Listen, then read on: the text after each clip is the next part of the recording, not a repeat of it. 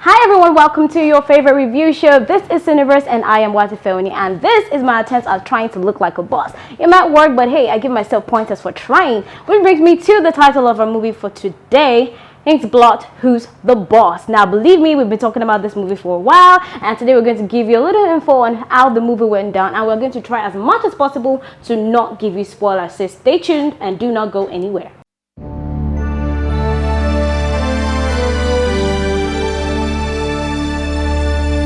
Now let's talk Who's the Boss. This is the 12th film from Inkblot Productions in collaboration with Accelerate TV this time around, and it is directed by the one and only Chinaza Onuzuo. Now this guy, he has writing credits for movies such as The Wedding Party 2. He has also for Arbitration as well as The Setup. And seeing him bringing this to the fore in cinemas, well, it's something that a lot of people have been looking forward to. Me being one of those people. Now I went to the cinema, watched it, and I have to be honest, I am wowed. But let's go from the storyline first of all. Now this is about a young girl, a young woman to be precise, who finds herself in this millennial world trying to take the top position in her company. She's working with someone who's making her life a living hell, and it's talking about a life generally, emotionally, financially, career wise, and every other wise that you have to talk about, and also focusing on the fact that she is a young woman in this present and modern age. Now, one thing I love about this movie, it has the power of imagination. I mean, come on, imagine having an argument with someone and you already know that you've beaten them probably 10 times in your head, but in physical, you have not done anything. So I love the fact that I actually brought the power of imagination to play a lot. And also, it is quite fun. It is not your modern cliche movie where we have somebody who is probably way hung over someone, like you're so in love with the person that you don't see straight or you don't have your priorities right. I like the fact that he explores what the modern age young woman could be, even though they are unbeaten sometimes and make terrible decisions. But hey, it shows us what the present day woman could be if allowed to be that. So yes, I do like the movie. Now let's go to something else. I love the way they narrated the movie. The movie is a first person point of view, which is narrated from the eyes, or should I say from the mouth, of Sharon Ooja, who plays Liah in the movie. This time around, she's a really brilliant executive in quotes, and she's also trying to rise in the professional ladder, but she has a very big devil in Prada shit going on, and that is a boss in person of Funke Akindele. Yes, she is the devil in Prada. For those who have watched the movie, you understand what I'm talking about. Anyway, she's struggling to stay afloat, and in the course of doing that, she seeks the help of her best friend Jumoke, played by Dima-Okojie, and also her friend's best friend, played by Blossom Chukwujekwe, who later becomes a love interest to her. And believe me, there's some very weird shit going on, because at some point I kind of got lost between their romance and trying to get back at the company which actually got her the job which she's doing. I'm talking about Liah. Now let's look at this way. This movie has a lot of things, because the reality of the work environment was explored in this, especially for top executives. I mean, come on, it's not every day you just let someone rise from the ashes to become, okay, not ashes, but rise from the low part of your profession to become the top dog and all of that. So it's kind of hard. It shows us that it's kind of hard for people who are in the top level, or should I say top tier in the professional world, to step down and let the younger ones, or should I say the fresh blood, take a bit of the glory. You know what I'm talking about. Anyways, this kind of shows a struggle as she tries to balance herself emotionally, tries to stay focused and, should I say, dedicated to her job, and also let her own dream also come true. And luckily for her, she got surrounded by people who were able to do that for her, in person of her best friend and her best friend's friend. Though that guy, I don't know why, he's just too much of a playboy, but like I said, I'm not going to give you spoilers. Although, let's be honest, I cannot imagine myself balancing my work and trying to keep something away from my best friend. But in the process of trying to make her dream come true with the help of Lekon, like I earlier said, played by Blossom, she ends up having feelings for him and getting all tangled up and all of that, which in some ways came back to backfire against her with her best friend Jumoke. You see where that is going? I mean, come on, ladies, how do we handle a lot of things? I do not know. Anyways, another thing that makes me remember is she has bosses who are willing to let her push herself, but not above them. And this goes up in practically every area of life, where you have people who are willing to push you, but some of them do not want you to go beyond them. So yes, it's practical, it's realistic, and they were able to, they were able to bring this forward. They were able to show it in a way that people understand and did not get a warped mentality about it. And one thing I love again is this movie kind of made it clear that there's no point, or should I say, it's not always all the time that the women, or should I say the female folk, have to be at the end, or should I say at the receiving end of some things. Because let's imagine the life of Liah. Assuming she did not have a really good support system, that is another very bright shining star going down the drain like psh, and that's it. So yes, I do like it. I love it. In fact, I don't even know.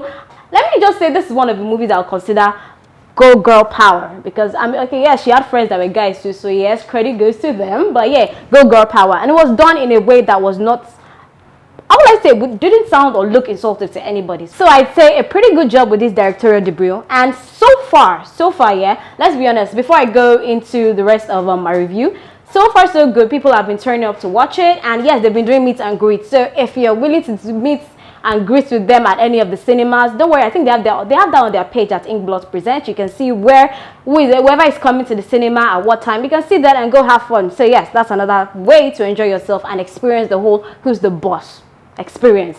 Yeah, I said that again, don't get mad.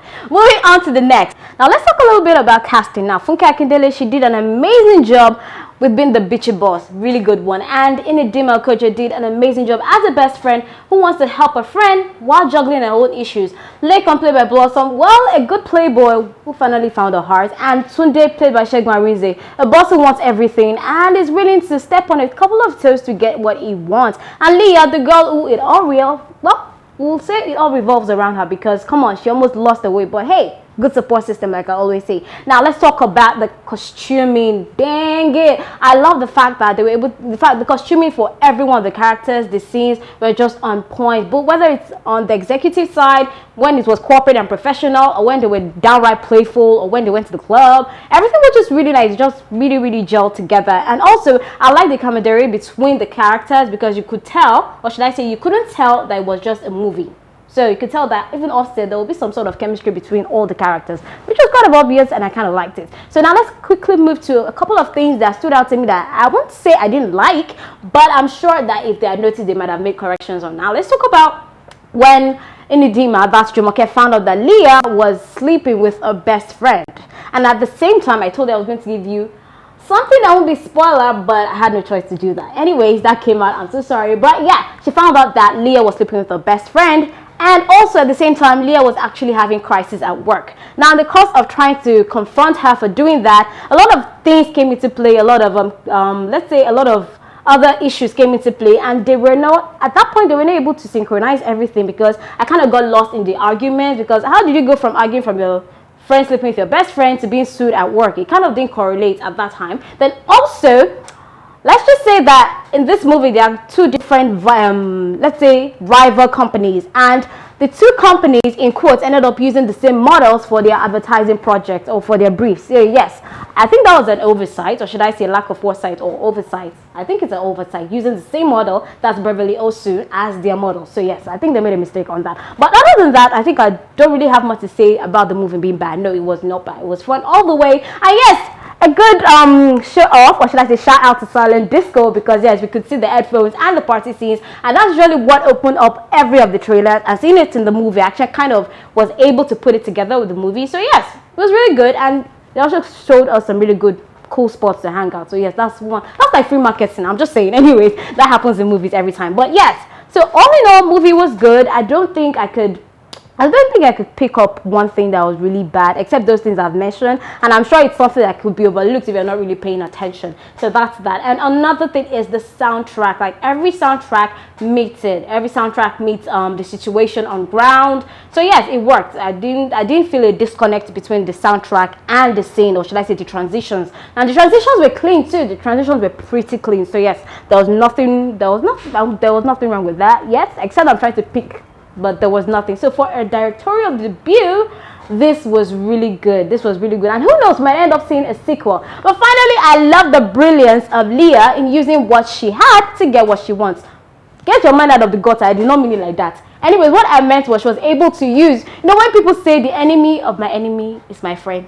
Yeah, so that's what she used at the end of the day. I'm not going to tell you how she did it, but that was basically the tactic, and she got free from the clutches of her evil boss. Okay, that sounded like a superhero movie. There's no evil. Yes, there was an evil boss. She got free of the clutches of those who were holding her down, and she could finally fly with the wings, and the movie had a happy ever after. Oh yes, and a love interest too. So yes, some people fell in love and yada yada yada, all that shit that happens. But all in all, really good Nollywood movie. I'd say you watch it every single time. Get people to watch it. Take your family, take your friends. Yes, really good language. So yes, the language is friendly for children. You can take them to watch it, and yeah, so I think I'll get to the interesting part of rating it now.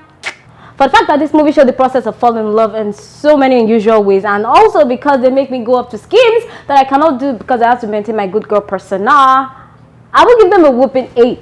Yes, because I had it just for laugh. The movie was good. I just could not stop it. I mean, I could laugh, I could cry at some point, I could be emphatic at some point. So yes, I could understand why I'm giving it an A. So yes, the movie is really good. You can take your family out to it. Language is really friendly, so don't be scared that your children will start saying what they're not supposed to say. Be calm. Yes, but no, there are some scenes you have to cover their eyes. I do not say so, but all in all, good movie. So yes, we go with that, and that was Who's the Boss. Thank you for sticking with me. I hope you had fun just like I did, and I hope you go see the movie and let us know what you think as well. I'd like to know if it's worth the 8 that I gave it, and if it's not, let us know that in the comment section. You're free to do so on Instagram at cameraboy.tv, Facebook at cameraboy official, Twitter at cameraboytvng, and also you can like and subscribe to the videos on YouTube at cameraboy TV. And if you also want to get close and personal, you want to talk about a movie, you want to make a suggestion to me about a movie or trailer or behind the scenes or whatsoever, let me also know that on my personal page on Instagram at watife_ONI. Same thing on Facebook, same thing on Twitter. So till I come your way next time, we'll see who'll be bossing.